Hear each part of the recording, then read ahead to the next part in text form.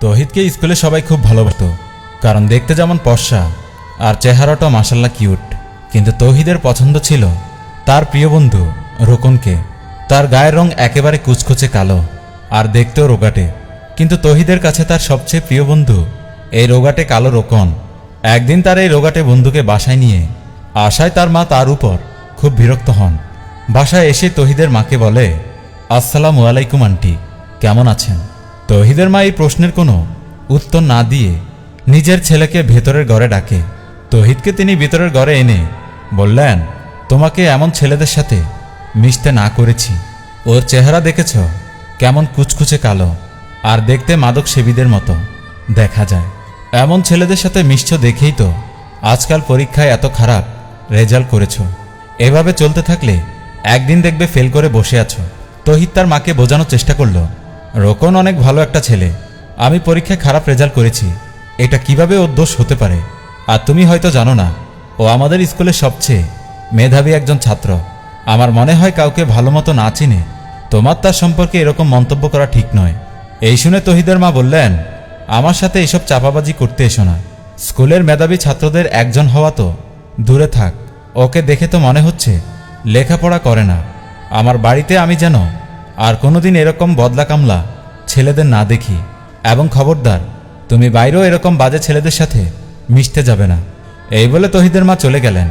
এর কিছুক্ষণ পর তৌহিদ এবং তার বন্ধু যখন খেতে বসল, তৌহিদের মার বানানো নুডলসটা বেশ পছন্দ হয়েছে।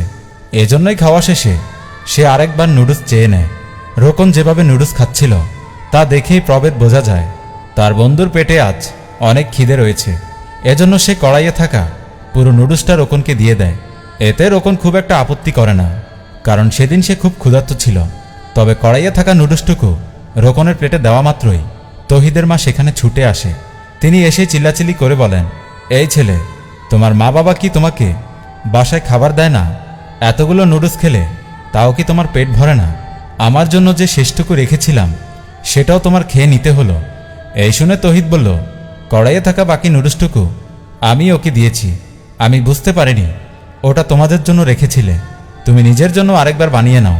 তৌহিদের মা উত্তরে বললেন, দিনরাত এত কষ্ট করে খাবার জোটাই নিজেরা খাওয়ার জন্য, কিন্তু বস্তির ছেলের জন্য নয়, যার বাবা মা সম্ভবত এভাবেই খুঁজে খুঁজে খায়। এই কথা বলার পর মুহূর্তেই রোকনের হাসি মুখটা লজ্জায় ম্লান হয়ে গেল। এমন লজ্জিত জীবনেও কোথাও হয়নি। মাথা নিচু করে রোকন বলল, আমার মনে হয় আমার এখনই এখান থেকে চলে যাওয়া উচিত।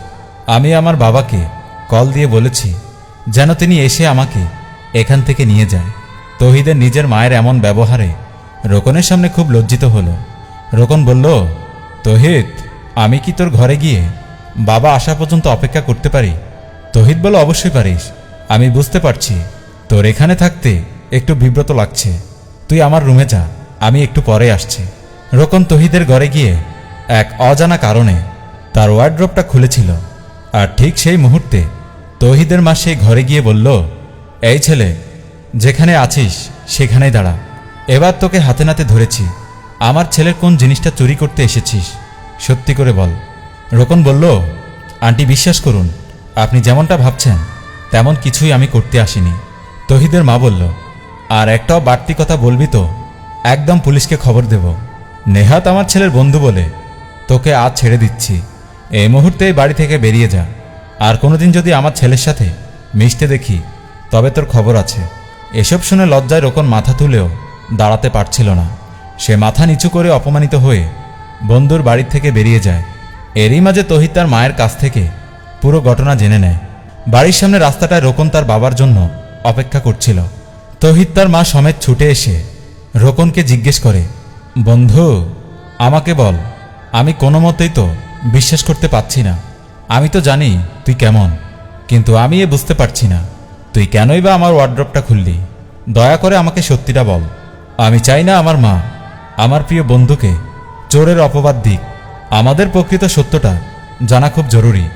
এই শুনে কাঁদতে কাঁদতে রোকন বলল, প্রকৃত সত্যই যখন জানতে চেয়েছিস তাহলে শোন। আন্টি, আপনার ছেলেকে আলাদা করে ডেকে নিয়ে কি বলেছেন তা সবই আমি শুনেছি। আপনি বলেছেন আমার মতো ছেলেদের কারণে আপনার ছেলে নষ্ট হয়ে যাচ্ছে।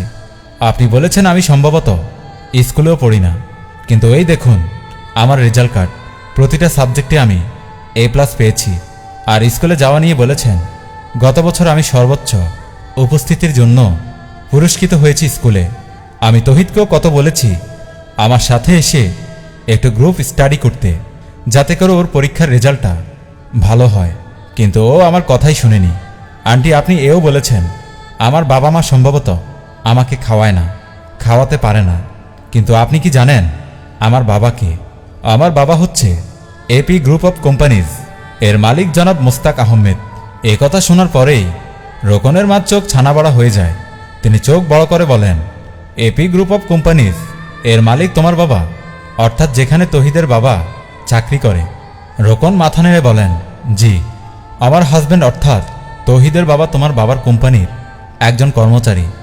আমি এসব কোনোদিন তৌহিদকে বলিনি, কারণ আমি চাইনি ও আমাকে নিজের বন্ধু ভাবে আর অন্য কিছু ভাবুক। আমি এমন সাদামাটা ভাবেই চলাফেরা করি। কেন জানেন? কারণ আমি চাই মানুষ আমার জন্য আমাকে পছন্দ করুক, আমার বাবার পরিচয়ের জন্য নয়। আর আমি কালো, সেটা কি আমার দোষ? আপনি জানেন না রসুল সাল্লাল্লাহু আলাইহি সাল্লাম বলেছেন, জাতভেদ বলতে কিছু নেই। এখন কি কালোর উপরে সাদা মানুষের কোনো শ্রেষ্ঠত্ব নেই?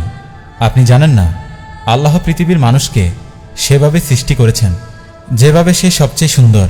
তিনিই তো বলেছেন, লাকাদ খলাকানাল ইনসানা ফি আহসানি তাকরীম। আমি সৃষ্টি করেছি মানুষকে সবচেয়ে সুন্দরতম অবয়বে। আচ্ছা আন্টি, গায়ের রং কিভাবে মানুষের ভালো বা খারাপের নির্ধারক হতে পারে বলুন তো?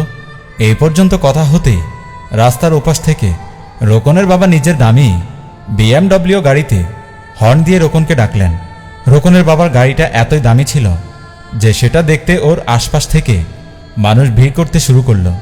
রোকন সেদিকে মনোযোগ না দিয়ে সে বলল, আন্টি, আপনি জানতে চেয়েছিলেন না আমি কেন ওয়ার্ড্রপটা খুলেছিলাম? আমি ওয়ার্ড্রপটা খুলেছিলাম কারণ আগামীকাল যেহেতু ঈদের দিন এবং তৌহিদকে একটা সারপ্রাইজ গিফট দিতে চেয়েছিলাম, যা সে অনেকদিন ধরেই আপনাদের কাছে চেয়েছে। এই বলে সে নিজের ব্যাগ থেকে একটা লেটেস্ট মডেলের আইফোনের বক্স বের করল। বক্সটা তৌহিদের হাতে দিয়ে বলল, বন্ধু, হয়তোবা ঈদের দিন তোদের ঘরে আসার সুযোগ হবে না, তাই আগের দিন তোর ওয়ার্ড্রোবে এই গিফট রেখে যেতে চেয়েছি, যাতে দেখে খুব অবাক এবং একই সাথে অনেক খুশি হয়ে যাস। আমি জানি এটা পেলে তোর একটা স্বপ্ন পূরণ হতো, তাই বাবাকে দিয়ে এটা কিনে রেখেছিলাম, কিন্তু এখন মনে হচ্ছে ঈদের দিন তোদের ঘরে আসার সুযোগ আমার হবে না। আর এও বুঝিনি সারপ্রাইজ দেওয়ার পূর্বেই চোরের অপবাদ গায়ে মাখতে হলো। সব শুনে তৌহিদের মা বললেন, আমার কতটা খারাপ লাগছে আমি তোমাকে বোঝাতে পারবো না বাবা। আমরাই হয়তো তোমাকে ভালো মতো না চিনে তোমার সম্পর্কে বাজে মন্তব্য করে ফেলেছি। যদি কখনো পারো এই আন্টিকে ক্ষমা করে দিও। আরেকটা কথা, আমি সবসময় চাই তোমাদের দুজনের বন্ধুত্ব এমন অটুট থাকুক, আর আমি সবসময় চাই তুমি আমাদের বাসায় আসো এবং একসাথে তোমরা সময় কাটাও। আমার ভুলগুলোর জন্য সত্যি আমি লজ্জিত। রোকন এসব শুনে বলল, আন্টি, আপনি ক্ষমা চাইবেন না, আমি আপনার ছেলের মতো, আপনি শুধু আমার জন্য দোয়া করবেন। আপনি যে নিজের ভুলটুকু বুঝতে পেরেছেন এতেই আমি খুশি। আমাকে এখন যেতে হবে, বাবা অনেকক্ষণ ধরে অপেক্ষা করছেন। এই বলে রোকন সেখান থেকে চলে গেল, আর তৌহিদের মায়ের জন্য রেখে গেল একটা চরম শিক্ষা। তৌহিদের মাকে সে শিখিয়ে গেল, আমাদের কখনোই কাউকে পুরোপুরি না জেনে তার সম্পর্কে কোনো মন্তব্য করা উচিত নয়।